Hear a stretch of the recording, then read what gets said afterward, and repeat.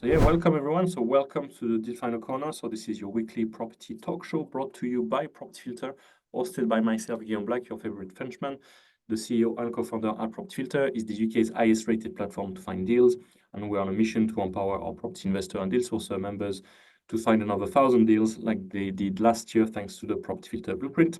And the purpose really with the Deal Final Corner is to give you more and the best of the available resources by inviting expert guests who will share with you the latest and most current strategies, tactics, and secrets about what actually works right now in terms of finding deals, and the reality of systemizing and running high performance, and I should say compliant business in property.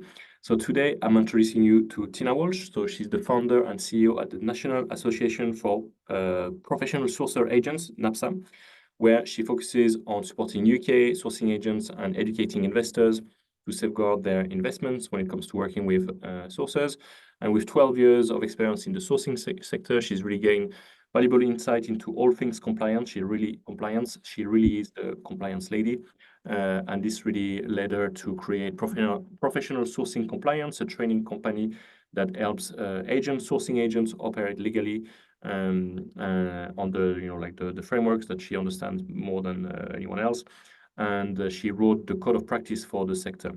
She maintains close communication with the different agencies, HMRC's AML teams and redress schemes that really position her as one of the authority on the compliance in all things sourcing. So what you can expect from today's episode? So sourcing agents will go through the big challenges. Property investors will go through the big complaints. I know you can go around this. And then Tina loves this, talking to us about like recent fines and what's really happening in terms of enforcement of all things related to sourcing activities. So let's hear it out for Tina. Please give a massive Property Filter welcome to Miss Tina Walsh. Thank you, and thank you for the invitation. It's really kind of you. It's great to be with you all here today. And at the end of the presentation, the last slide says Q&A, so I'm very open to sit and stay as long as you need for me to answer any questions that you've got, either on the slides or on anything property sourcing related in itself or around the compliance. So today's presentation is around the highs and lows of property sourcing and compliance. But to start off with, what I wanted to do was to cover a little bit about who I am, if you're not aware of who I am. My husband and I, Tony, have invested in property as well as property sourcing. So we've invested in property since 2004. We did have a portfolio, we did rent out. We sold the last of our portfolio in 2018. We wanted to move on to other things, such as the National Association, which I'll talk to you about a little later. We've experienced the highs and lows of what property sourcing and investing can provide, and we understand the pressures involved in setting up and running a legal, compliant and professional and successful sourcing business, which most property sourcers fail to hit all of those, sadly. We sourced anything from 2-bedroom buy-to-lets to multi-million-pound development sites and everything in between. The only thing we haven't sourced and still don't source are rent-to-rent deals. Rent-to-rent is just not my thing. It doesn't interest me. So from our sourcing business perspective, we don't source rent-to-rents. I'm now a property sourcing coach on property sourcing and compliance, considered to be somewhat of an expert in the sourcing compliance sector, founder of NAPSA, which is short for National Association of Professional Sourcing Agents. I did originally want NASA, but sadly it was already taken, so I put the P in the middle and made it professional, and we got there anyway.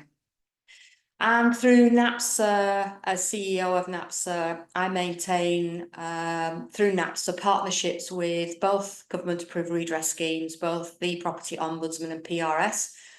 And we also have direct communication with NSLAT, which is National Trading Standards Estates and Lettings Agents team, and for my sins, HMRC's AML team.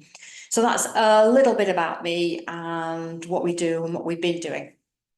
So we're going to cover, for sources, the 4 big challenges, and this comes about because we take telephone calls from sourcing agents on a weekly basis about the challenges that they face, what they're really struggling with, and how we can help and support.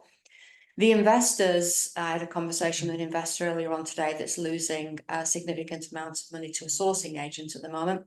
Their 5 biggest complaints a story about Harriet and what happened to Eugene, not their real names, hidden for keeping them anonymous.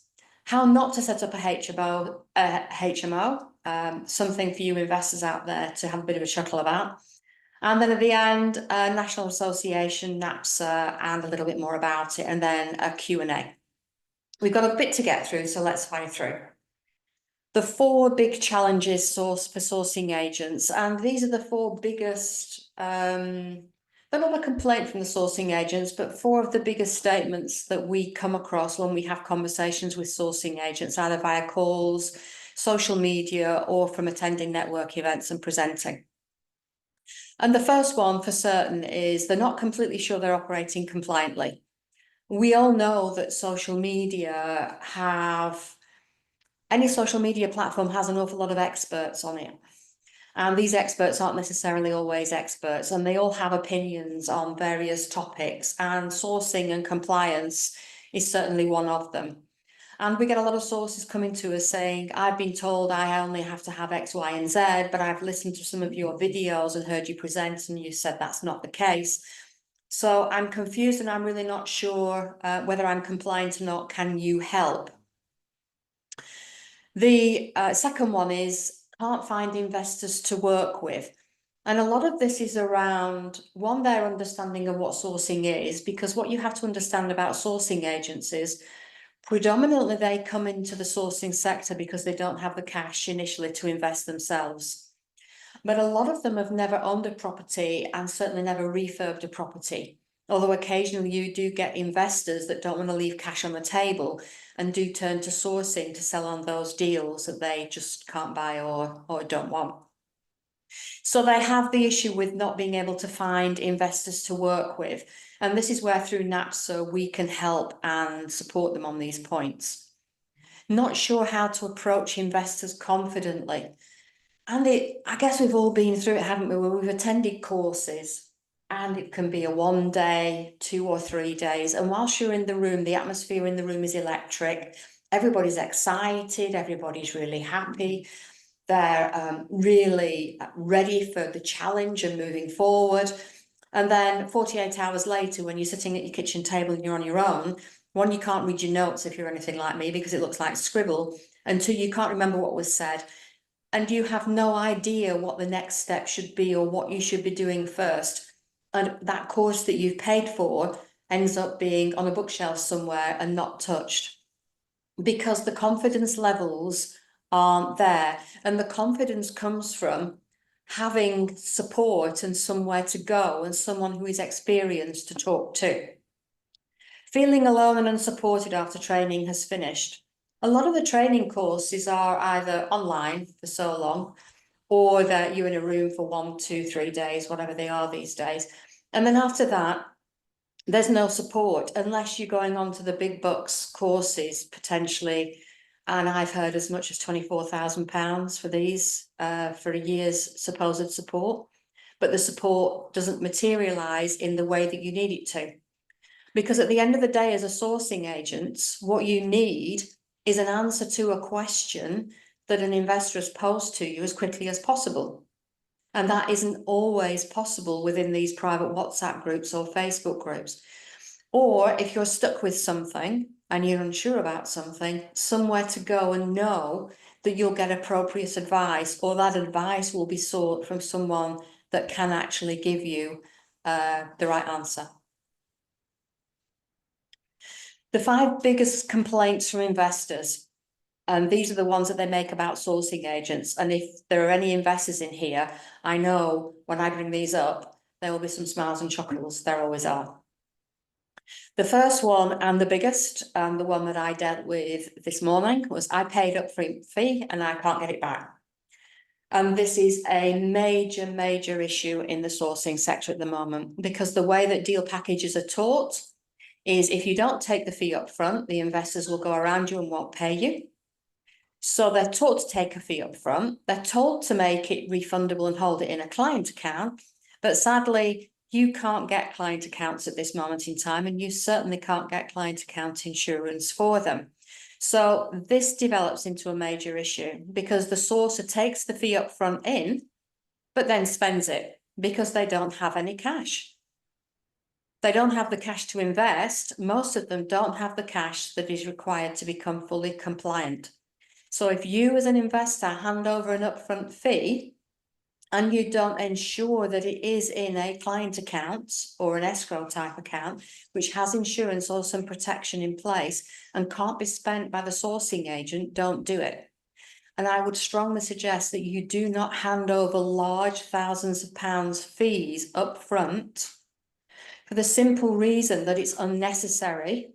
And if something goes wrong and a complaint goes through to either redress scheme, they frown upon large upfront fees, especially if they're kept and not handed back. Why? Because what they say is if you're going to take a fee up front and it's not going to be refunded, you have to be able to verify and show with proof that you have carried out sufficient levels of work to warrant that level of fee. Now, no sourcing agent is going to be able to warrant. The one that I saw today was £4,000 for one deal up front, plus there was a sourcing fee on the back end of it as well. That is just not going to be warranted. The most I have ever seen handed over was £175,000. And that is a phenomenal amount of money to potentially lose a lot of it on what was really a not fit for purpose deal. So please, please be incredibly careful, one, with who you work with, and two, what they're asking you for up front.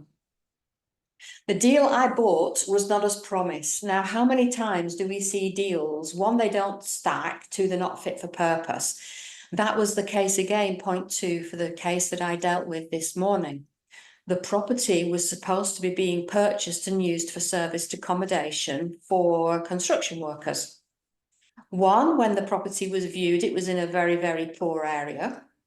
Two, there were some houses boarded up close by to it. The area didn't seem very safe. And three, there was no parking. The property was not fit for purpose for what it had been stipulated for, but the fees up front had still been taken and now refused. So now we're having to deal with how we get the cash back. Make sure that you assess the deal and you know exactly if you pay a fee up front, whether it is refundable, deductible, or non-refundable, you understand exactly what that means and how you're going to get it back. Because this is the biggest major issue in the sourcing sector and for investors working with sources that we currently have in the UK. The refurbishment estimate was completely wrong. This comes about an awful lot because sourcing agents that come into the sector predominantly, one, as I said, have never owned their own home, but two, have never fulfilled a refurbishment. Now, knowledge around this can be gained, but it takes time. And the problem is that sources coming into the sector are told that it's easy to get into, you don't need any knowledge, you don't need much cash, and you'll have cash in the bank really, really quickly, and you'll be leaving your £70,000 a year job within 12 months and drinking mojitos on the beach. Well, I can tell you now that that is far from the truth. And I spend half of my time bringing sources back down to planet Earth about what is achievable in 12 months, generally speaking, on average. The refurbishment estimates are usually wrong because they stack the deals up to make them look good and usually make the refurbishment estimate fit a good stacked deal, not because it's in any way accurate or being gleaned from, shall we say, great sources such as builders, contractors, so on and so forth. The end valuation was in cloud cuckoo land. This again is linked with point three. They make the end valuation higher to make the returns look better. This is what they do. And if you're an inexperienced investor and you don't know how to calculate whether it is a decent deal that fits your strategy, the cash that you've got and what you're looking for, these people will sell you anything but what is right for you. They do not care. And then it can take you an awful lot of time to be able to get the cash back, if we can at all. And the last of the 5 biggest complaints is that sources are unprofessional and unregulated, and it's the Wild West out there. Well, sources are unprofessional in the main, and it is the Wild West. And from looking at figures on LinkedIn, there are probably about 35 different descriptions that sources use to describe their job role. And they describe themselves in all sorts of different ways to try to avoid having to be legal and compliant. But if you look at them all on LinkedIn, and we do, we're looking at in excess of 10,000 sourcing agents operating in the UK at the moment with a LinkedIn profile. And it's claimed that the sector is unregulated, and that is the problem. We have been regulated since 1979 with the Estate Agents Act. The major problem in the UK at the moment is that deal packaging courses, property sourcing courses across the board do not teach the regulations as they are. At best, they tell you to get some insurance, to register with the redress scheme, ICO and HMRC, and then tell you that you're good to go. That is not full compliance. In fact, it is an awful long way from that. So we are regulated. The problem has been is we've not been policed very well by the supervisory bodies. Now, this is changing with the work that NAPSA is doing with those supervisory bodies, the redress schemes, NSALAT and HMRC's anti-money laundering team.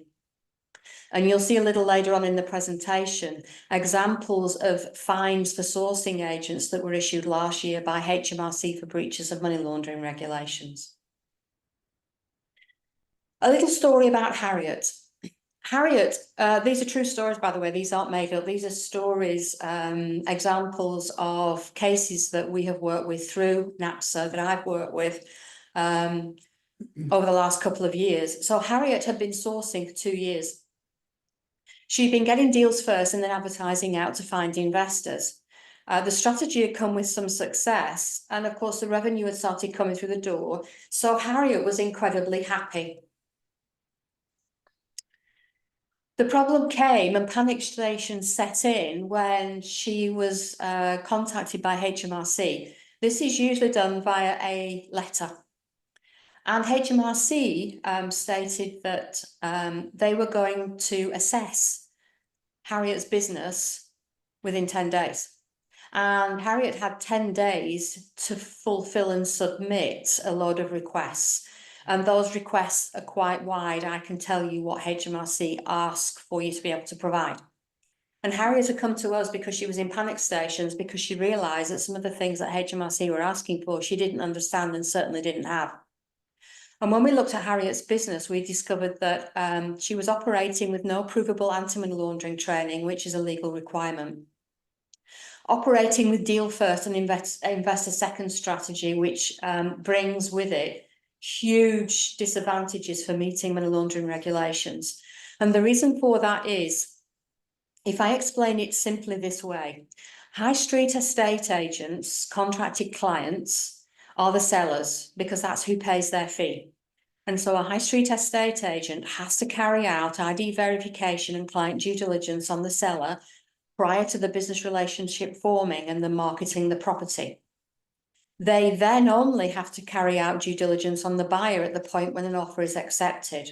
That is the high street estate agent, where the seller is paying their fees. As sourcing agents, we have to flip that on its head. Our contracted client, the person who pays our fees, is generally the buyer. So we have to do ID verification and client due diligence on the buyer prior to forming a business relationship. Now, a business relationship does not have to be a contract. It can be verbal. So if you are operating as a sourcing agent with a spreadsheet list of investors that have given you permission to source them deals that fits their criteria and send them through to them, you have set up a business relationship with that investor, and you should already have carried out ID verification and client due diligence. Imagine as a sourcing agent, if you have a deal, you find an investor on Facebook, they say that they want it, and then you have to stop the purchase process. You are not allowed to hand it over to the solicitors until you have carried out ID verification and client due diligence. And you've told that seller that you can give them a fast cash sale, which all of a sudden turns into 3 months, and the investor still isn't providing you what legally you have to see. The documents that Harriet had in place were not fit for purpose. I'll talk about what documents are required shortly. Lack of due diligence on investors and sellers. There is a huge remit that you have to understand that HMRC expect you to know about and carry out. And the timing of checks did not meet HMRC's requirements. That's ID verification, what I just talked to you about. The fact that ID verification and client due diligence must be completed at the point of a business relationship entered into, but certainly prior to sourcing any deals. You are not allowed to do that. The catch for Harriet was that when she registered with HMRC for anti-money laundering supervision, she ticked the box yes to having all the documents and the training, because that's what these training courses in the main tell you. And Harriet had a random spot check carried out on her, and HMRC discovered that her company had been registered for some time, but not registered for AML. And they told her she had to prove all of her compliance in just 10 days. So through NAPSA, we worked with her on a 10-day mission to try to get as much in place as we could. Now, we could set Harriet up for the now and for the future, but we couldn't cover Harriet for the deals that she had done previously. HMRC inspected and they came back with a report outlining failings, and she received a non-negotiable fine of £1,700. Now, Harriet had done only a couple of deals. She had done an awful lot of deals. It wasn't millions of pounds worth of deals. So even though we worked with her to get her compliant for moving forward, we couldn't change how she'd operated previously. If those changes hadn't been made, the fine would have been significantly higher, because Harriet had proved to them that she had worked, realised the mistakes, and now had everything in place going forward. The fine was somewhat mitigated. So the lesson, make sure that you know what you're doing before you set up your business. I say to everyone, if you don't have the cash to do everything, do nothing. You have to understand data protection regulations, anti-money laundering regulations, day-to-day processes, and you have to have all the legally required documents in place. The thing that we've also found out from working with sourcing agents and them working through us is that now at the point when HMRC do a check on you, if you're registered with Companies House and they know when you registered with Companies House, if you don't register with them quickly, they will firstly send you a warning letter. That seems to be around the 4-month mark. After that, I can't guarantee that the next one won't be an immediate fine. It makes not a jot of difference that you haven't traded. When you set up your business, you have to register for money laundering and have everything in place. That is the law, that is the remit. Ignorance in law does not count, and HMRC certainly can't be negotiated with. So let's have a chat about Eugene. Eugene joined a UK training company to start sourcing journey and was excited and told how easy it was. To get going, the training company advised Eugene to set up his sourcing business on Companies House, gain experience by co-sourcing with one of the trainers using the trainer's compliance, because Eugene didn't have the cash to do it.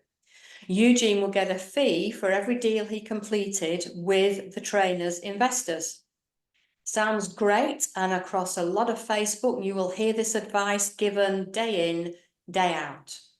Eugene successfully completed deals and saved enough in the bank to go solo because he didn't want to share his fees anymore. He arranged his own insurance, property redress, ICO and HMRC registrations.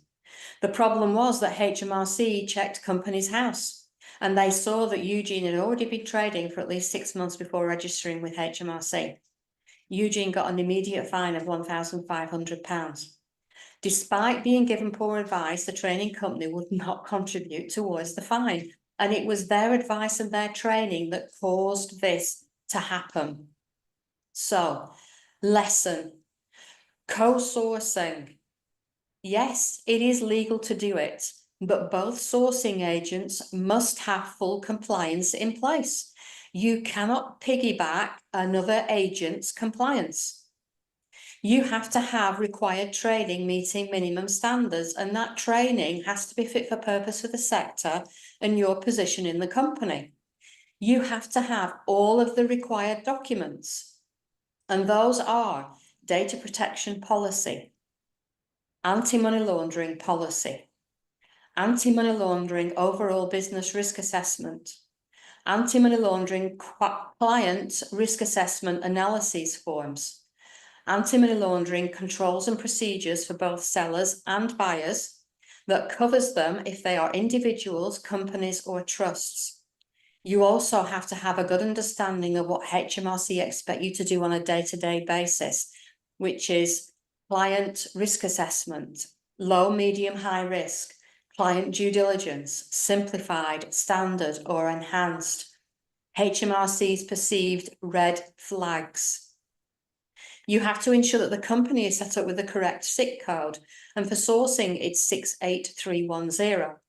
If you have been told by a training company to set up with any other SIC code and HMRC find you, they will take it that you have deliberately tried to defraud them of the registration fee by using a deliberately wrong SIC code. You have to have 68310, but as soon as you set up that company, you are then on a time limit before HMRC will fine you if you don't have everything else in place.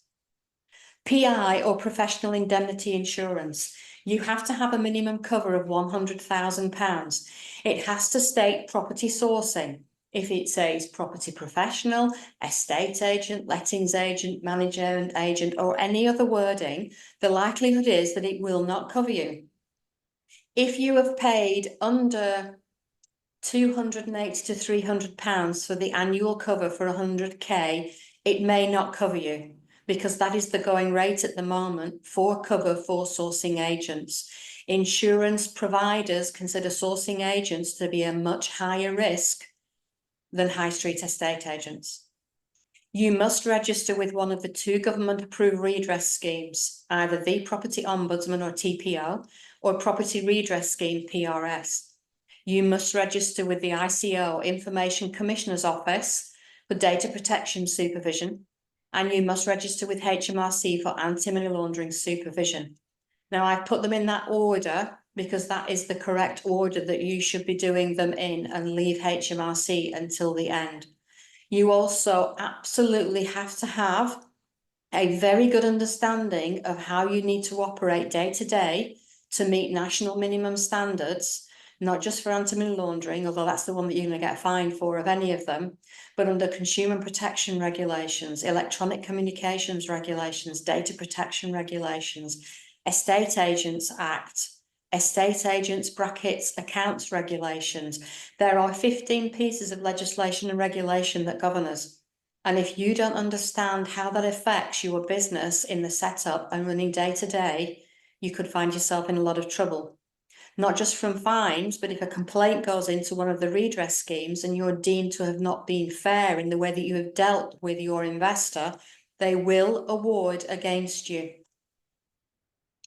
Now for a little bit of fun, not for the investor that was involved in this, I have to say, but from our perspective, just to lighten things up a little bit. How not to set up a HMO. Now, we were approached by an experienced HMO investor who wanted to complain about a sourcing agent. This investor was incredibly experienced in the HMO sector, had a large HMO portfolio across various areas of the UK. They were tight on time and they decided to work with a sourcing agent who had come recommended to them at a networking event.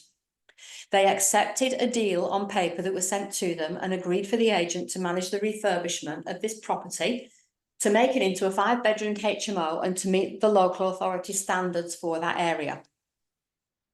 The catch.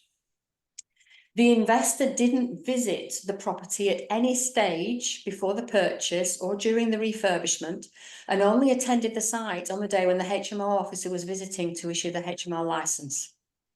What they discovered: 2 of the 5 bedrooms were too small, fire alarms were the wrong type and poorly fitted, no emergency lighting, and the fire doors were not to standard.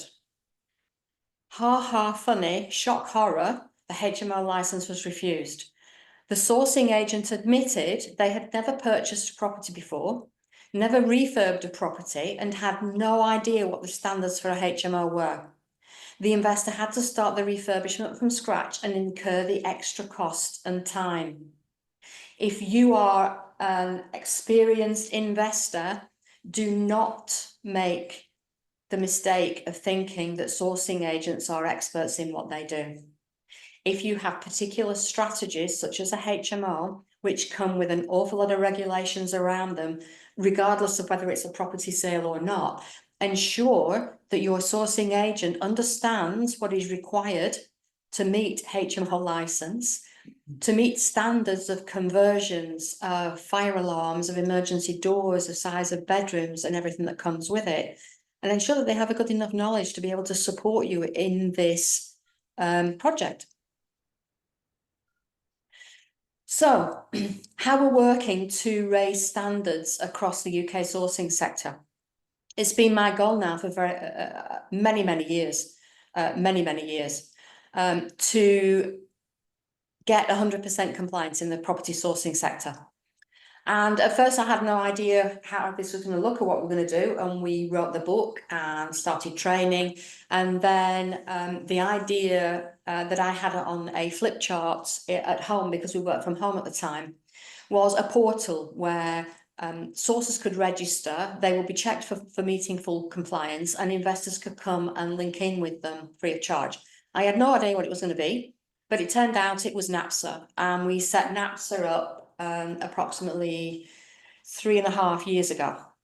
From company setup to actual launch was about 18 months, because we had to build the platform, which is a very complex platform to have to build. So we're using the training and combined with NAPSA and partnerships with both redress schemes and working closely with National Trading Standards and HMRC and various other bodies to educate them about the sourcing sector, the issues in the sector, what NAPSA is trying to do about it, and how we can work more closely with them and they can work with us to help us to get the message across more efficiently. So we are currently the UK's only national association specifically for the property sourcing sector. And it was such a bugbear to set up. I can't see anybody else following us, to be quite honest. But we're designed to provide a safe and professional space for the sector. That's both for sourcers and investors alike. So we support sourcing agents, deal packagers, it doesn't matter what you call yourself. And we also help protect investors. Nick is one of our approved members, and for him, he believed that joining NAPSA ensured that he aligned with reputable sourcing agents and distanced his company and himself from the unreliable and unethical practices. I'll bring all of the points up here and then I'll talk around them. So if you can see in the top left-hand corner where it says, "Hi, Sarah," when a sourcing agent joins, they create a profile for themselves and they go through the registration and due diligence process as a sourcing agent on the NAPSA platform. They are not immediately approved. But right from the word go, we give them one-to-one support. So you don't have to be fully compliant to join. You don't even have to have the cash to do everything. You join and we support you over whatever length of time is required for us to get you approved and live on the site.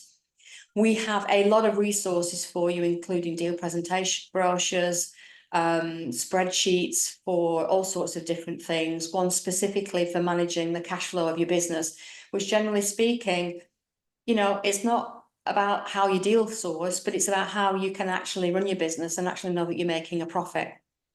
We approve members and they get custom marketing packages to attract investors. We create what we call spotlights, which is advertising campaigns for them that we market out and both redress schemes share. And when you're an approved member, you go into a private community and you have the opportunity to be able to co-source with other approved members. And a lot of our members are already doing that. Because you know that an approved member is fully compliant, you can expand the number of deals that you can do by co-sourcing with other sourcing agents in different areas of the UK and expanding not just the deals that you can do, but also therefore the income that you can get. So if you're looking for a clear pathway to setting up your business, we provide you with the 10 steps for doing it.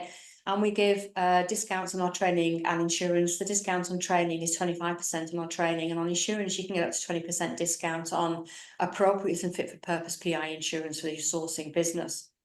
If you're feeling lonely and unsupported after training, you receive one-to-one support from our team to point you in the right direction and keep you there. I have regular Zoom calls with our members. If you're struggling with any aspect, we can run the Zoom call, we can record it, you can have the link, you can download it, and then you can watch it and listen it again. We cover the documentation and things like these and bring the documents up on screen, and I talk you through the documents as to what's wrong, what needs adapting, what you're short of. Again, it can be recorded so that you can download and have that to keep and support you. If you can't find investors or you're not confident about starting conversations, we have guides and support on that. We do live monthly webinars. I do live compliance over coffee every Thursday morning within that group. And investors can come and search for you free of charge, which I'll cover in a moment. If you're tired of handing over a percentage of every sourcing fee using a platform to advertise to investors, we take 0 fee from your sourcing fee. We operate a sourcing business we have been doing for many years. I know how hard you guys work to package these deals up and get a fee for it. Why would you want to have to share it? NAPSA is not a platform for selling deals. It is the trade representative of you. And when you are approved, it shows that you meet national minimum standards. A lot of sourcing agents believe that NAPSA is set at a very high standard. It is not. NAPSA is set at national minimum standards. If you can't meet NAPSA standards somewhere in your business, you are operating illegally. So how does it work? We want to help you get your business operating as quickly as possible. So you become a member, and annual membership of NAPSA is £195 plus VAT. Yes, that's right. That's an annual membership, not a monthly membership. You register and you go through the registration process and then into the review process. If anything isn't quite right or you're missing anything, we give you a full in-depth review. You can then have a Zoom call at the end of it and we can have a discussion about what's missing and what steps you need to take. I said earlier that all members get 25% off our professional sourcing compliance training and up to 20% off an insurance quote from Insurance Desk, who we are also in partnership with through NAPSA. You work with us on a one-to-one level and support via calls, Zoom, email. We do everything that we possibly can do to get you legal and compliant and up and running as quickly as we can. But there is a lot of work that you have to put in. We are not going to do it all for you. Once you're approved and searchable, you have marketing support, searchable profile, a lot of resources, and much more for your business than that. Tim said that it was a simple decision for him to join NAPSA. He viewed it from the lens of an investor, that NAPSA does all of the checks that an investor would have to do individually. And if you are finding an approved member, we carry out a 25-point check on all of our sourcing agents before they are approved. There's some free information and resources here for you if you want to use the QR code. There's no upsell at all. It's entirely up to you. Go to the site, have a look around. If you want to book a call and have a chat, that's absolutely fine. It's completely free of charge. I'll just leave that up there for a few seconds in case anyone wants to take a screenshot. I will attempt to send the presentation to Guillaume so that you can send it out if you like to members afterwards so they can have that if you'd like that. I'm happy to do that. Beware of non-compliance. I told you earlier that sourcing agents are starting to get fined. Now, when I first started going around the UK talking about this, I used to get told, well, how many sourcing agents have been fined? And hand on heart, I couldn't tell them because we didn't have the data. We weren't even sure how to go about getting the data. Because when sourcing agents register in most places at that time, they register as an estate agent. So it disappeared into estate agency figures. Now you'll be pleased to know that both redress schemes have the option of property sourcing services when you sign up or when you renew. And also they will, if a complaint is made against you, they both agree to use the NAPSA Code of Practice as the standard for sourcing sector in the UK, which I wrote in conjunction with the head of compliance for the TPO. But as far as HMRC are concerned, we all still have to register as estate agency businesses. So the data has been disappearing into estate agency data. But HMRC release a list of fines about twice a year. And the latest fines was issued earlier this year. And these fines ran from the 1st of April 2023 to the 30th of September 2023. Now, there were 42 pages of fine in the latest report. and there were 215 estate agency businesses, or EABs, fined, of which I knew that there would be some sourcing agents sitting underneath. The total fines for the estate agents were in excess of £1.6 million for that period of time for 215.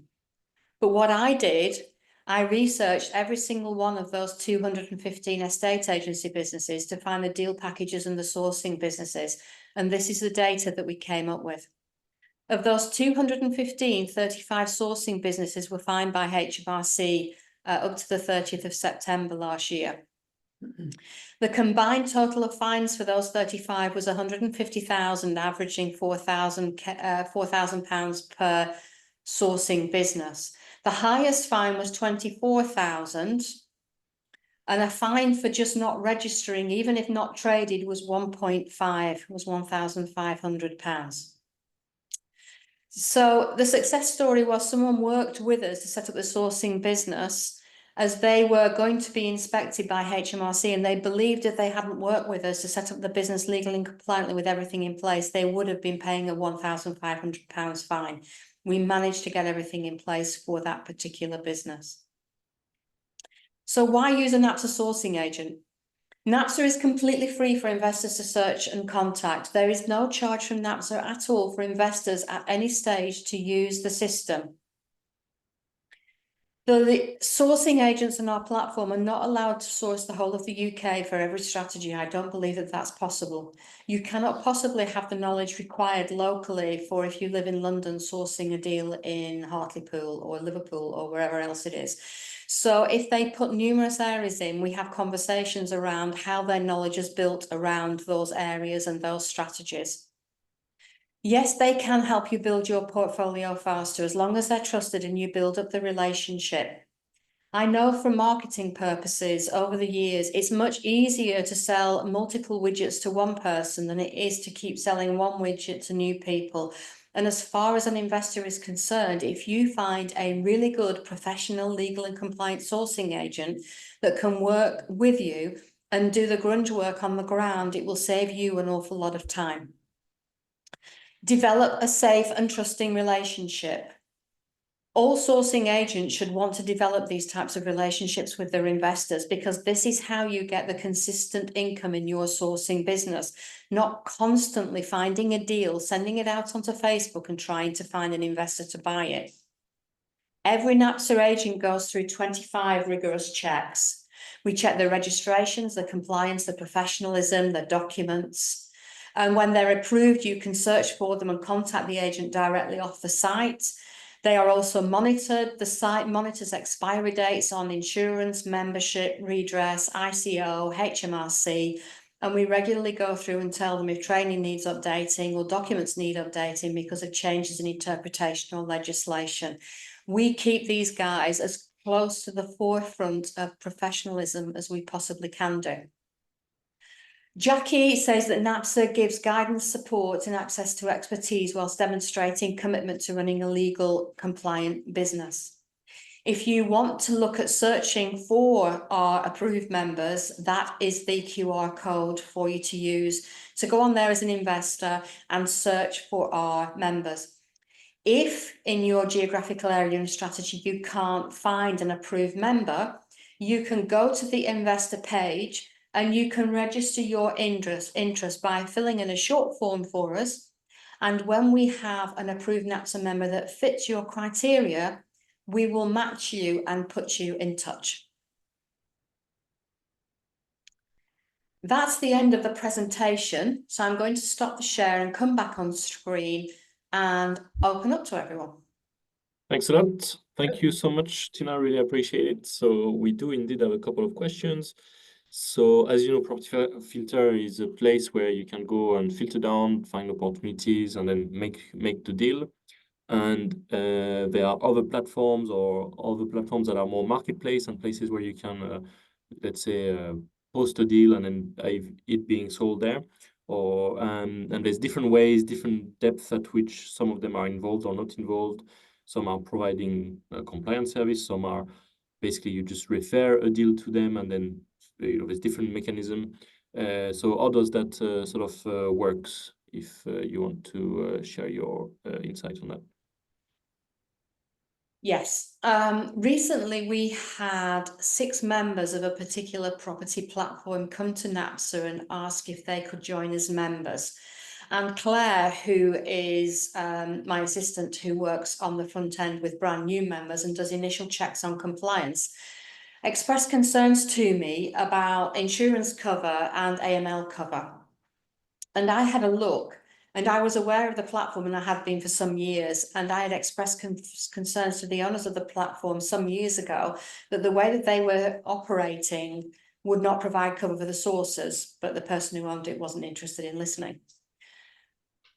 I went to HMRC's anti-money laundering team directly, not with any names of companies, but with an outline of what was happening. And the response from HMRC's anti-money laundering to me in email was that there was no cover in place.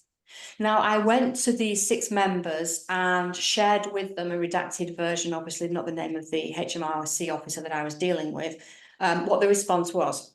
3 of them came to me and asked if they could speak directly to HMRC to provide their personal details to check personally and get more detailed information from them as to why they weren't covered and what could be done. HMRC agreed to this happening, and I put these 3 members in touch directly with HMRC's anti-money laundering team. NAPSA had no linkage in, we weren't CC'd into the communication at all. But what I asked the members to do was to update me when they'd had a response from HMRC. Because what NAPSA has to do is be very, very careful about who we accept and approve, for the simple reason that we state that they meet national minimum standards.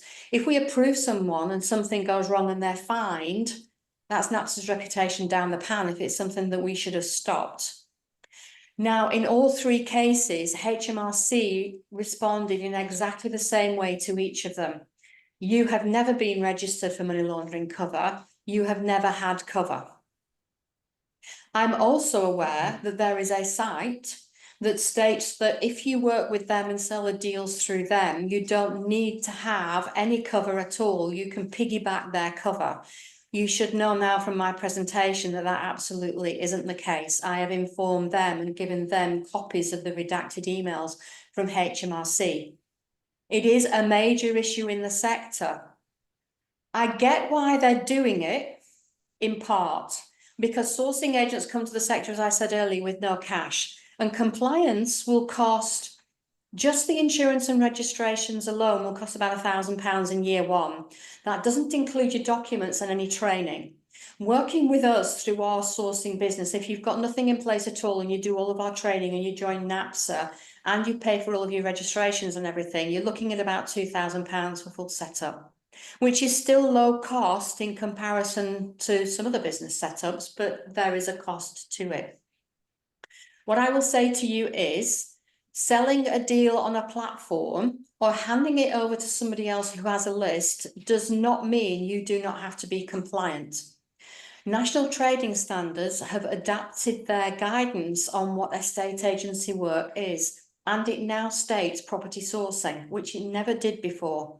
HMRC are currently updating theirs. And what they say is, as an agent, if you do anything at all that an agent would carry out, i.e. marketing for people to get in touch with you for specific purposes, such as they want to sell a property or they want to buy a property, viewing a property, having conversations with a seller, having conversations about their position and price, negotiating a deal, packaging it up, you are acting as an agent and must have full compliance in place. The only way that you can get away with it is to become what is known as an introducer, where you simply and only pass on the contact details of the seller to the buyer or the agent representing the buyer, and you do no other work at all. At that point, then I would suggest that you wouldn't be entitled to a 50% of the sourcing fee, but potentially maybe a referral fee or an introduction fee. Does that clarify that at all for you? Yeah, I think that's helpful. Thank you. There's a question on £195 for the year. Sounds reasonable. Does it? And I think does this include the compliance? I don't think it does, Because it's the No, membership. I'm sorry. Yeah, we can't do that. The £195 is to join NAPSA and then have our one-to-one guidance and support to help you set up your business step by step, guide you as to the steps to do it, where you're going wrong. The insurance and the redress scheme and HMRC and the ICO registrations will be about £1,000. I know that there's a company out there that says that they can get you compliant for £1,500 in like 30 seconds flat. Look, compliance isn't just about registrations, and I've said that multiple times in the presentation. Compliance is about you understanding your business and understanding the minimum standards that you for your business have to meet. No other business knows your business. HMRC expect you to have specific documentation in place that reflects how you operate, the type of deals that you structure and find, and the type of investors that you source for. One document does not fit all, and HMRC will not accept it. You've got to have the knowledge in place as to how you operate legally, day in, day out, which no £1,500 on a platform is going to give to you. In fact, I can confidently say there is no deal sourcing, property sourcing course in the whole of the UK at this moment that teaches the compliance side of sourcing to the level that it needs to do to stop you guys getting fined if you fall. Okay, interesting question. Does compliance apply to GVing, doing joint venture with people when it comes, let's say, I'm finding the deal first and then I'm looking for someone to put all the money in and we form a partnership. Is it similar? There is no deal packaging sourcing compliance to think about, but what you have to consider are FCA regulations about what are known as pooled investments. They even now cover loans, even fixed rate loans, even through family. And the FCA are very, very tight on this. You should not be marketing out a deal to an unfiltered audience. You're in breach of the regulations. What I would also say, apart from the FCA, is you should really, for your own protection, be doing ID verification and client due diligence on any JV partner that you take on board, especially if they're bringing in a large amount of money. They could be using your project to launder money through, and you would not know if you didn't do the checks. So even as an investor, if you're looking to JV, having a good understanding of how to do checks on a JV partner for money laundering purposes wouldn't be a bad idea. Okay. And then it goes into naming some specifics, and probably take this privately. Is it how do I? So I would like to join NAPSA. How do I join, please? So, good question. I'll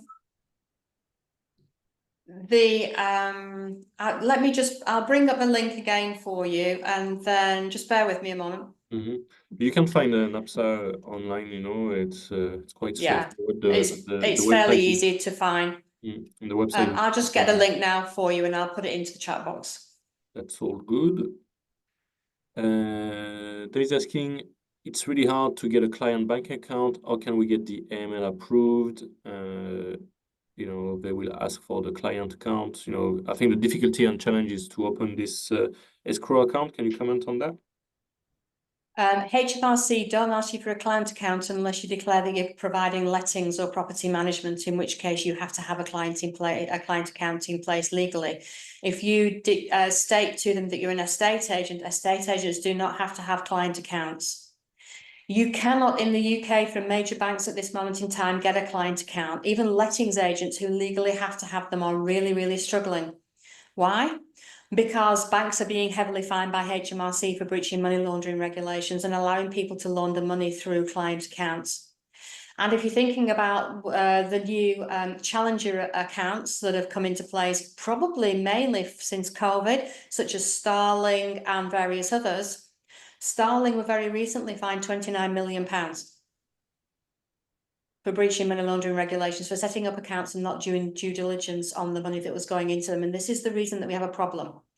So if you are a sourcing agent and you want to take a fee up front, I don't have a problem with that. And legally, there isn't a problem as long as you're very clear about how it's going to be handled. You can't get a client account, so there are different ways that you can do it. As our sourcing business, when an investor wants to register with us to work with us, we take a registration fee of £350, which is non-refundable. And that covers the cost of taking through the registration and due diligence process for ID verification, source of funds, source of wealth, proof of funds, and all of the rest that we have to do to meet money laundering regulations. We then don't take another fee until the end of the deal when they pay the full sourcing fee. What other sourcing agents do, they're also members of NAPSA. Sometimes they take the registration fee up front, which is non-refundable. And then sometimes they will take a fee up front to reserve the deal, which is deductible from the end sourcing fee. If you change it to a deductible fee, you don't need a client account. It can go straight into your bank account because it is purely deductible from the end sourcing fee.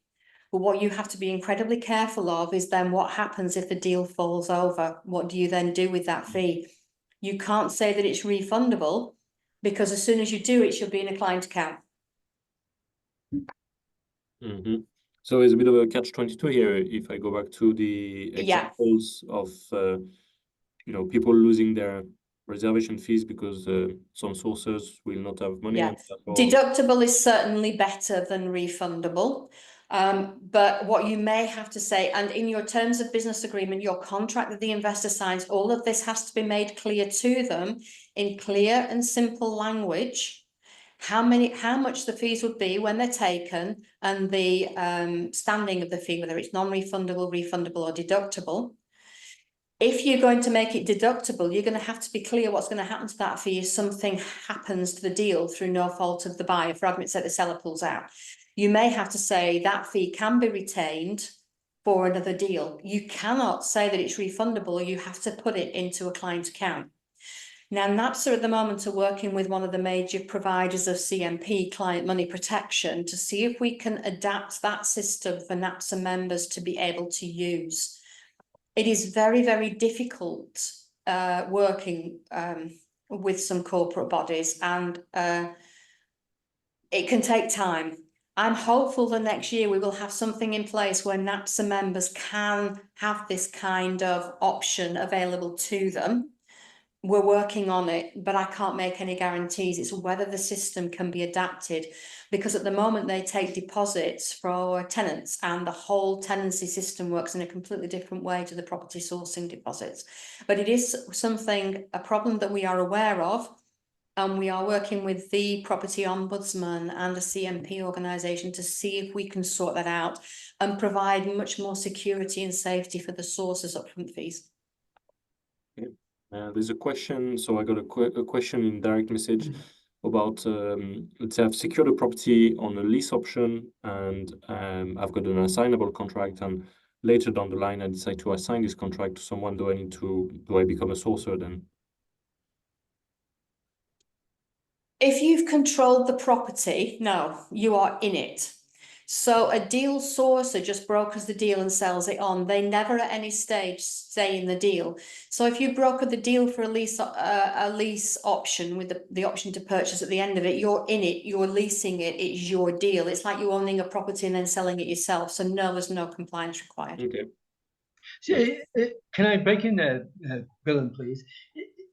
I'm based here in Spain, Tina, and obviously I'm coming new to the deal sourcing element out of the UK. I'm sourcing UK, but you mentioned something that you can't source out of your area. If you live in London, you can't do Liverpool, or you can't do Manchester or Birmingham. I live in Spain. Why can't I do Land's End to John O'Groats? I would argue that you cannot know the patch well enough to know whether it matches and is fit for purpose for a particular criteria. Just looking on Rightmove for a deal is an issue when it comes to a complaint if that deal doesn't match the investor's perspective. Your idea of a deal will not match everybody else's, even currently sitting on this screen. Everybody's idea of a deal will be completely different, and how they assess that deal will be completely different. That might be true in Liverpool. If they lived in Liverpool, you could argue that forever and a day. You need the knowledge to be able to package a deal up for an investor that's looking specifically for a buy-to-let or a HMO or whatever it is in Liverpool. You would need to know the specifics for that area. If you want to understand a little bit more about what needs to be included in the presentations now, you need to make yourself aware about what are known as material information regulations. And they're now governed under consumer protection regulations. There is a whole multiple pages of guidance from NSALAT on this. And what you have to provide now is all the relevant information in regard to that property deal, not just for the sale of it, but also from the investor's perspective. So you would have to know what the regulations were if you're going to package up a HMO deal for HMO standards for the area that you're packaging it up for. Or at the end of the day, if it doesn't work out or a complaint is made, you could find your PI insurance getting pretty warm. I will always argue that if you don't know the patch, you're not qualified and good enough to understand the deal qualifications well enough to package up a deal. But that is my personal opinion. If you want to do it from Spain, as soon as you say it, it's obvious, but it's trying, unless I revert back to where I lived whilst. Yeah, where were you originally from? Southport. Yep. Oh, Okay. not far from me. Not far from me. Yeah, revert back to an area, but obviously depending on how long you've been in Spain, things will have changed. Indeed. Or somewhere that you went to university. We talk to people and we say, where did you grow up? Where did you go to university? Have you moved since and done a job? So I have no objections to people having 2 or 3 different areas where they have knowledge on and they have current knowledge on, and that is the most important thing because things change. Sure. Mm-hmm. Because obviously, from what you just said, I'm not compliant, but I was on the understanding that you could piggyback, as you rightly said, through, let's say, just a company that offers source investors. Let's say, but I'm not naming the company, but let's call it Investor Co. And yeah. I could put a deal to them, say, I've got a prospect of this deal, blah, blah, blah, whatever it is, spell it out, and some buyer there. I mean, obviously, from my own personal point of view, you frighten me to death about not being able to that. But my question is, I'm now in the middle of whether do I go through, do I put the deal through the solicitor, or do I wait to find the yeah, Malcolm, it's going to be too detailed and technical just now. I'm really sorry. The best is have a look. So what we have is with Tina. She has a little course on introduction to sourcing, and I've got her to agree a super discount, so you get it for £1. So I've just I forgot about this. I've just put this in the chat just now. So you'll have all of this in details, and I believe it explains the steps as part of it. So do have a look at that. And you get it down to £1 by using the code property filter. So I put it there. And if you're struggling with anything at all, just drop us an email. On the course, you can pass a comment on the course and it comes through via email to us. If you're struggling with anything, you're unsure about details, it takes a one-to-one call really for me to go in depth about how you're set up and where there are gaps. Also, yeah, I mean, obviously, I'm not a company. I'm really sorry, because I'm in Spain. I don't know if I'm legally entitled to have a UK company. I'll let you. Yes, you are. It's not a problem. I'll let you guys carry on a bit outside. I really want to go for the one last question. Okay. And then we can continue. So Gabriel is saying, I've got a finder's fee of over £6,000 that has been stuck with a property sourcing company for the past 7 years, as the deal fell through and they have refused to refund the fee to me, insisting that I must apply the fee to another property, which I am not prepared to do. What redress is available to me? Sadly, nothing now. Sadly, you have up to 12 months of your last contact with the sourcing agent after a formal complaint to take it through a redress scheme if they were registered with them. And once that 12 months has expired, your options for redress are nil. Ooh, that's not finishing on a high. A bit, so. Sadly, no. Right. Okay, so that's through. All of this is quite insightful, and I think it's very important that people are aware of these things and ask the right question. And yeah, thank you for asking the question, Gabriel, and thank you, Tina. Tina, do you have a sort of a closing sentiment for us today? I think despite the fact that I may have frightened some of you to death, don't be too scared if you're a sourcing agent. It is purely a process and a procedure to learn and some I's to dot and T's to cross. And once you have got everything in place, it is a simplistic business to run and you can make money at it. Otherwise, we wouldn't have been doing it for 12 years. But you have to ensure that you're operating legally and professionally to be able to attract the best investors to work with you. Tina, I really appreciate you taking the time to come and share all of this with us today. So, so do have a look at this little course. Do have a look at NAPSA. It's full of free resources and things you might find useful as an investor or as a sourcer. And thank you, Tina. Thank you, everyone, for joining us on today's Deal Finder Corner. In the meantime, visit propertyfilter.co.uk, log on to your Property Filter account. And this is where you'll be able to uncover all the hidden deals for yourself or sourcing to other investors. So do more deal in less time. I hope you enjoyed today's Deal Finder Corner. And I look forward to seeing you next week. Thank you so much. Thank you, everyone. Bye. Bye, everyone. Thank you. Bye-bye.